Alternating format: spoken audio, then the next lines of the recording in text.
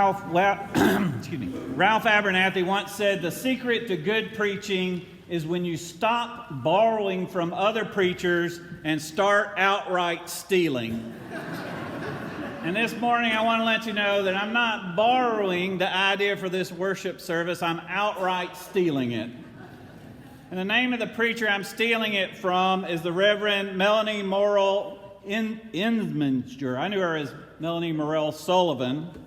When I was in theology school, I was taught that preaching is truth through personality. So it seems appropriate to tell you something about her personality. Melanie was born and raised in New Orleans, which she pronounces Nolans. She is Creole, and she has a special passion for the city that she takes with her wherever she goes, and she is the creator of the ritual we are having today, a New Orleans-style memorial for the old year. Melanie has a very unique personality. When we were looking for a president for the Southeastern Unitarian Universalist Ministers Association, we approached her and she said that she would not agree to be president, but she would agree to be queen. And so she is, to my knowledge, the first and only queen of the Southeastern Unitarian Universalist Ministers Association.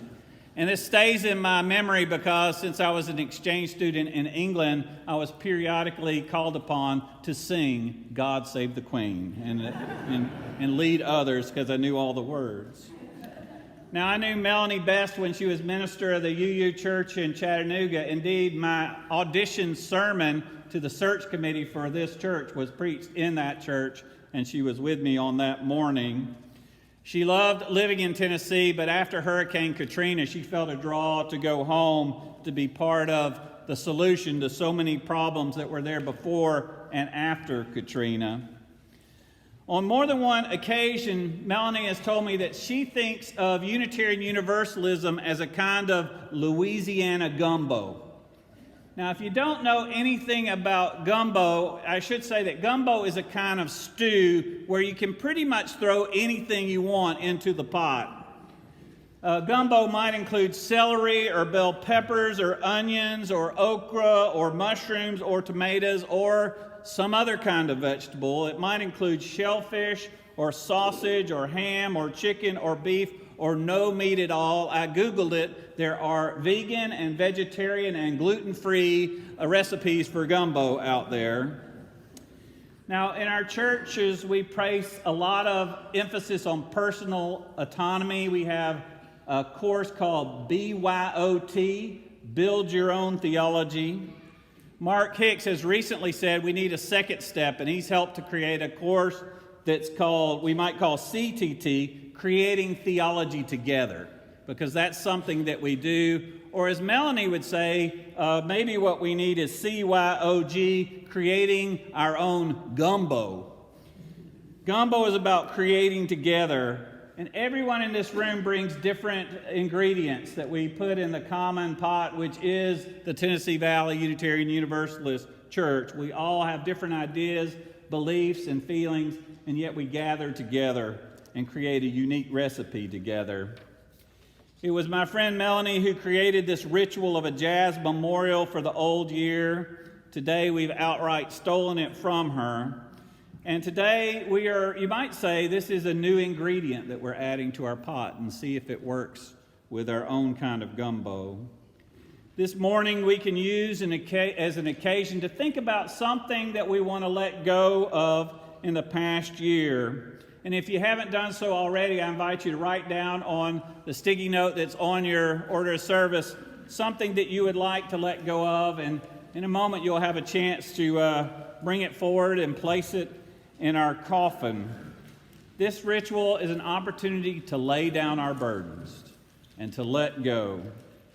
Now, the progression of a jazz memorial service is to start with a slow, mournful drag, which is what we did earlier. The slow drag is that moment when we are conscious of death. But then we move into a time of celebration and joy when we are conscious of life. And that's what we have done a little bit, and we're about to do some more. In New Orleans, the end of the memorial is often called cutting the body loose. So there's kind of a sense of freedom to it. In that spirit, as we place our concerns, what we want to let go of, into the coffin, we will be singing a song that was once sung by slaves who were traveling on the Underground Railroad toward freedom, "I'll Fly Away." And it's a way of reminding us that when we let go of our burdens, we find new freedom. So let me tell you what I'm holding on to and what I'm letting go of in this coming year. In 2017, I got a new granddaughter, and I'm holding on to her. But as we move into 2018, I've spent too much of last year angry. I spent too much of last year being angry about a lot of things. Some of it's what's going on in the world. Some of it's what, TV tends to manufacture anger, whether you're watching whichever channel on cable news you're watching, you've got something to be angry about. And there was a lot of things in my personal life that I've had anger about. And so I want to let go of some anger coming into the new year. And what anger I hold on to, I want to turn into action in the world.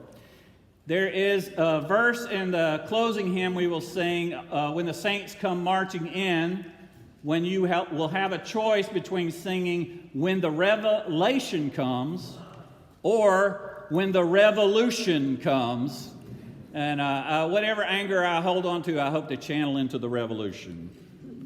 On New Year's Day, our church was represented at the Emancipation Proclamation celebration at Mount Zion Baptist Church, a service that happens every year on January 1st, a reminder of the Emancipation Proclamation, but also a reminder that every new year can be a new birth of freedom. So let's ring in the new year to be emancipated from all those things we want to let go of, but also to hold on to all of those things that give us freedom, to say goodbye to an old year and say hello to a new year. And since I stole this whole idea from Melanie Sullivan, I'm going to let her have the last word. Here are Melanie's words. When we remember all that we are about to let go this morning, the people we've lost, the missed opportunities, the mistakes and missteps we have made, the sad events we have lived through, the traumas we have survived, even the outright evil we have overcome and hope to leave behind, we are grieved, we are sad, we may even be angry, but we also feel a glimmer of hope that we can overcome the burdens and obstacles that life places before us, and we can find strength and courage to go on. Can I get an amen? Amen. Amen. So I invite, as we sing our next song, you may, actually, we can sing together. "I'll Fly Away." Bring your burdens forward and lay them down.